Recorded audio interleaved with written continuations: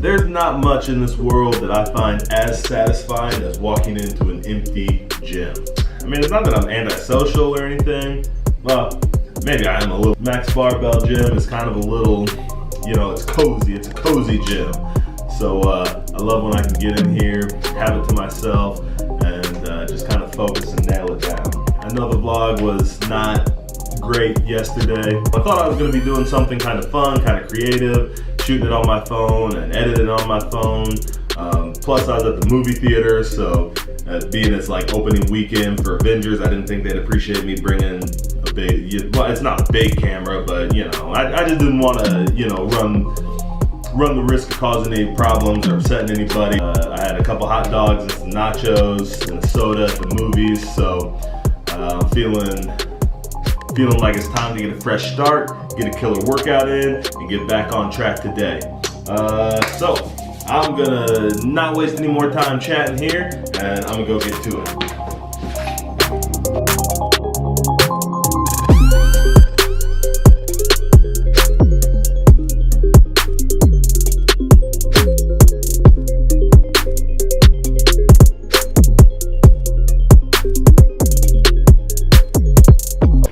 Stop that one so I didn't knock the wall down.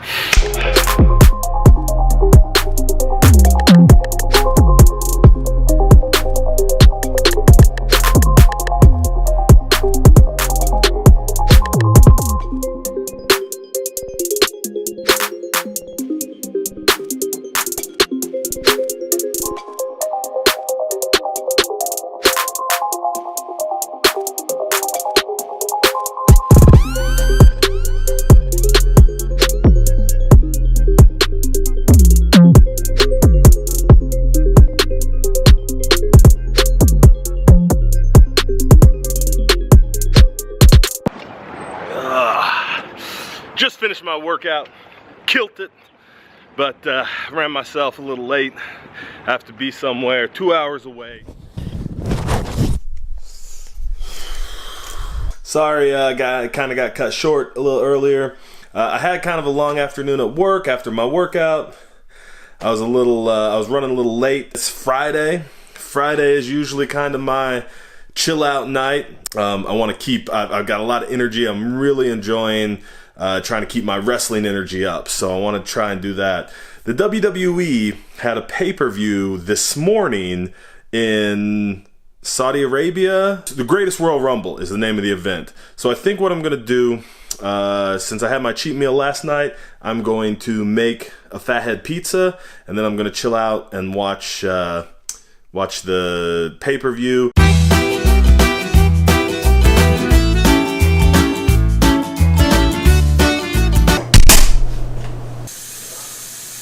You know, egg really is the worst thing to like try and clean up. This is just a pain. Hate eggs. Reason number 567,000 why I hate eggs. I think I'd rather be cleaning up paint. Oh, because I'm trying to make a cute little cooking sequence for my Fathead pizza. Alright, back to the sequence.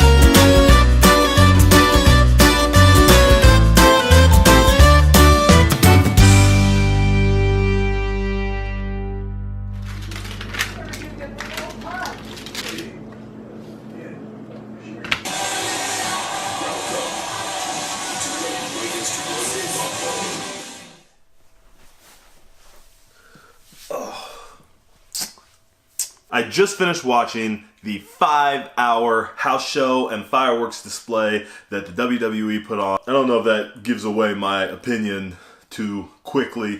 I actually kind of enjoyed the show, although I do have some criticisms about spoilers. Definitely spoilers coming up. They very much had the setup and the look like they were trying to make it a huge event feel, that WrestleMania feel. Cool setup. They used a lot of, there were a lot of fireworks and pyrotechnics for the entrances, which you don't see except on the huge events. So they were trying to give it a huge event atmosphere, which is very cool, and I imagine was certainly appreciated by the people in attendance. First of all, they started off with Triple H and John Cena. The first match and the last match are the two most important.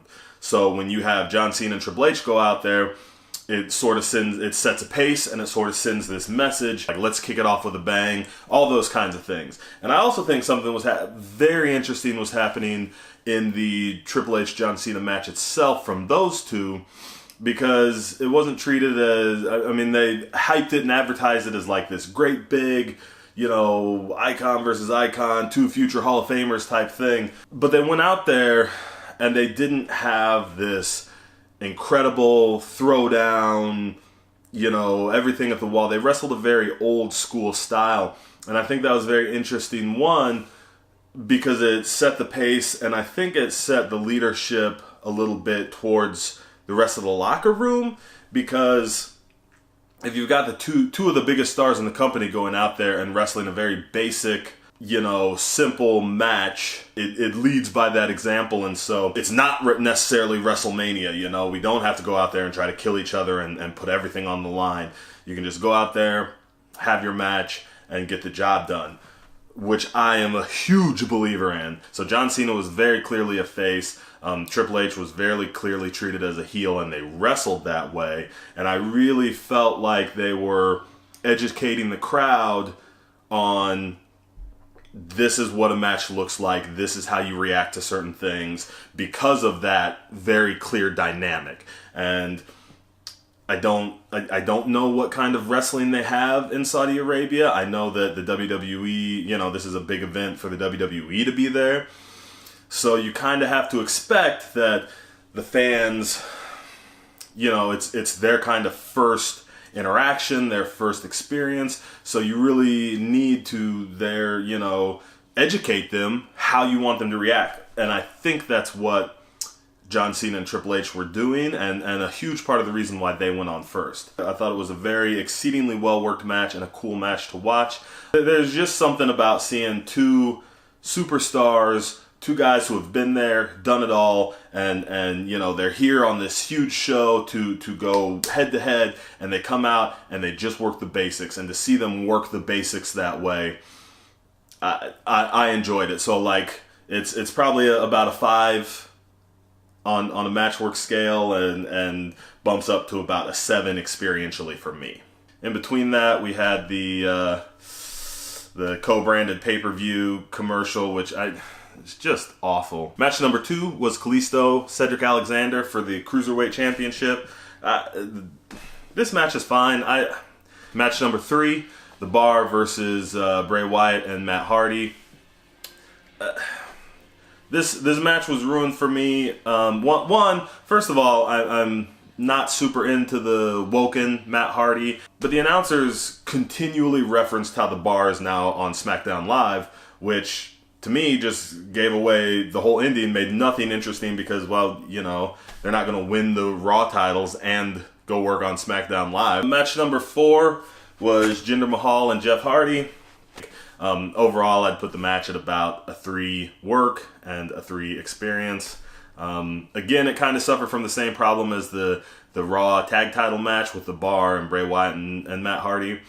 We know that Jeff Hardy is on SmackDown. He's not going to lose that championship to a Raw guy. So any good wrestler, the idea is that you can work your match well enough and draw the fans in, draw a given fan into that they forget about their foregone conclusion. And that's kind of this thing that the whole wrestling culture has been built on, is this, that dynamic, and that's the face heel dynamic. I mean, any match anticipatorily, you want to seem as though the face should have no problem beating this heel, right? In fact, the idea is that you want to see this face finally beat up this heel.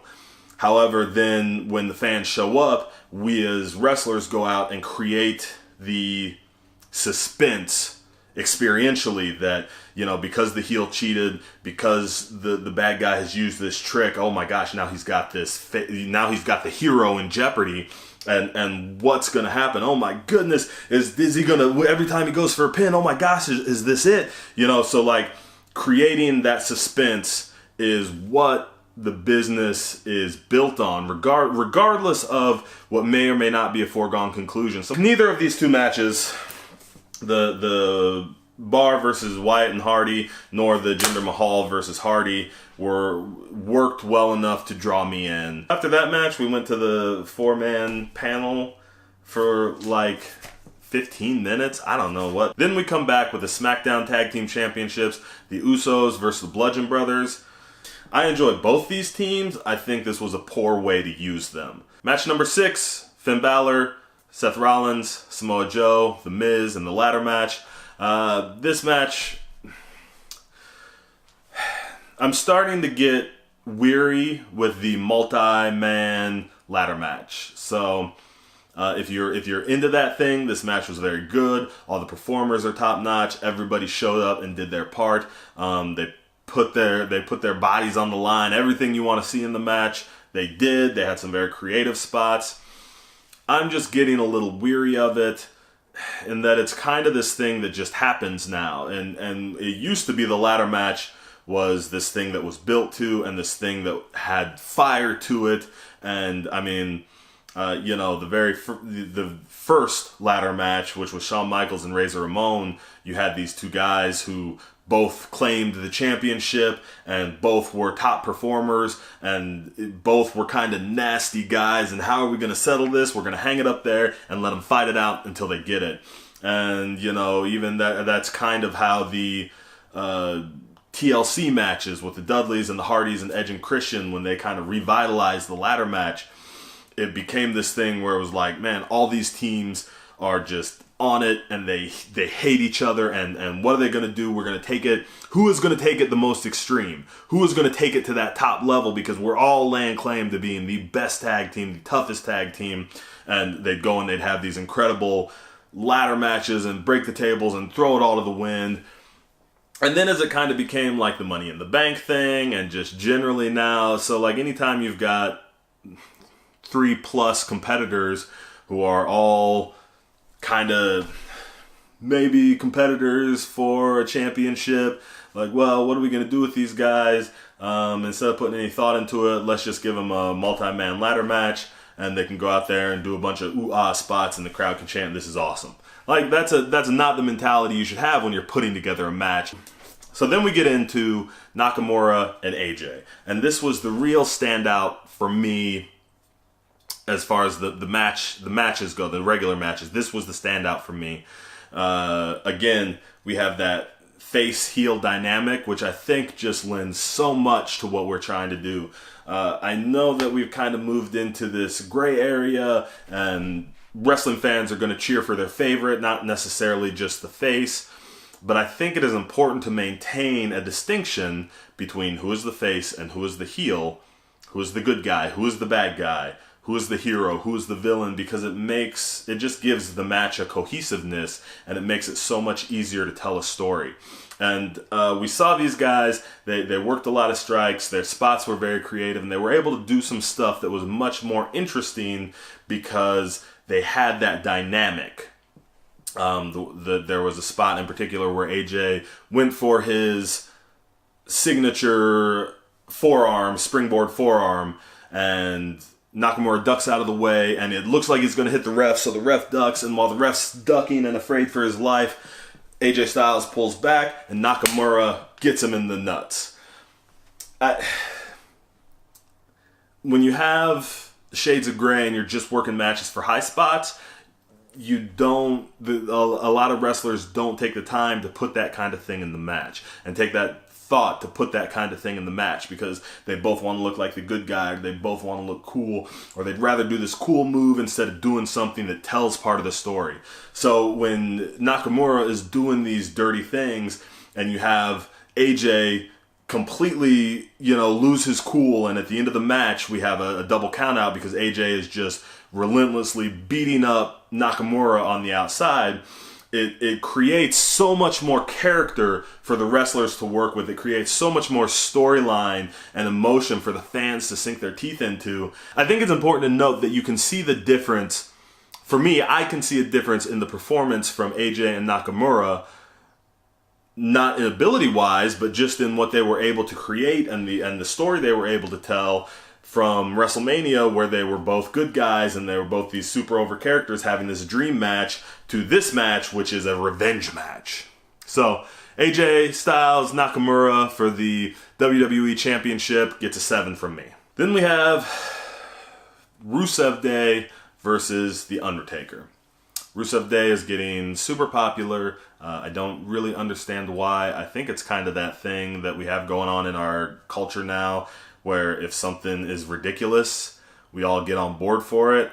So Rusev Day takes on The Undertaker in a casket match, and all I could think the entire time was how much I would have rather seen a build-up and a match between John Cena and The Undertaker that looked like the match between Undertaker and Rusev than what The Undertaker and John Cena did. And it makes me... So I spent that entire match wondering why we didn't get that at WrestleMania and why we didn't get that with John Cena, which is something that all the fans wanted. All the fans made abundantly clear in the lead up to WrestleMania. You could tell just from their reaction to John Cena's promos. So it was hard for me to appreciate or pay attention to the match. The Undertaker looked like his old self. I can say that. Rusev handled himself admirably, considering he was in there with the legend of the dead man. But that match just made me disappointed for other reasons, so much so that I couldn't even appreciate that match. Maybe that's not fair, but those are my feelings. Finally, we get to Lesnar Reigns in a steel cage match for the Universal Championship, and the match was better than they had at WrestleMania, and that's the best thing you can say about it. I actually enjoy both guys, but these matches are just not good, and this feud is just not good. And even this match, the go home, in the finish of this match, Reigns spears Lesnar through the cage. Lesnar lands back first with and Reigns falls off of him, and they announce Lesnar as the winner because he landed first, despite that the announcers through the whole match were saying that both feet had to touch the ground in order to win. And Lesnar's feet didn't touch the ground well after Reigns's had. For one, so for one, the finish did not make any sense. For two, the match was just, warm trash. It was not good. I don't understand the business that WWE is running with these guys. I think I understand what they think they're running, but like the performances, the reactions, the crowd consistently tells you that what you think is happening is not what is happening, and yet the WWE bowls ahead anyway. I don't understand what is going on. I don't understand what the point of all this is. So then finally we come to the main event, the 50-man Royal Rumble. It was a full hour plus of action. There were some neat... I don't know if you would call them neat surprises. There were some surprises. There was a sumo wrestler that came in that Mark Henry. Oh, Mark Henry was there, who we thought he was retired, but he shows up. Cool. I like Mark Henry. Hornswoggle came out. Titus O'Neil. Poor Titus takes, as he's running to the ring, he takes his trip and slides and falls and slides under the ring, and the announcers spend a solid 5 minutes unable to do their job because they're laughing at poor Titus O'Neil. We got a full slow motion replay, everything. And every time we see a replay, you can hear the announcers cracking up and losing it. It was a good, entertaining match. Is definitely a good capper to the event. 50 men, one big, the monster among men. Braun Strowman gets the win. I don't think you can really complain about that. So overall, I enjoyed it. I think that if you enjoy Rumbles, you'll enjoy this particular match. I think all those people probably left feeling like they saw something big, something special, something that they were glad they were in attendance for. However, as far as like a pay-per-view goes and a pay-per-view experience, man, that's just way too long. I think that kind of summarizes my feelings about the WWE as a whole right now. With the network, it's kind of like the reins have been taken off, so they're not even considering what's too much, what's too long, and I consider that for matches, for pay-per-views, for shows, for all of it, you know, segments on the card. I think they just kind of have this, well, we can do whatever we want, so let's do whatever we want mentality, and I don't think that's a good mentality to have. I think that a show that would have been a 6 or 7 falls into my 5-6 rating, because, I mean, you know, who's got time to sit down and watch 5 hours of wrestling? Okay, well, I guess So, that's going to do it for today. I'm going to wrap this up and let you get back to if you didn't watch Royal Rumble, the greatest Royal Rumble, I give it a soft recommend if you've got 5 hours, or if you've got a few hours sporadically to watch it in pieces. I do recommend it. If you did recommend it and have your own review, I encourage you to leave a comment and let me know what you thought. But that's going to wrap us up for today. So, I will see you guys tomorrow. And until then, don't forget, make a mess, keep your room clean, and always tell the truth.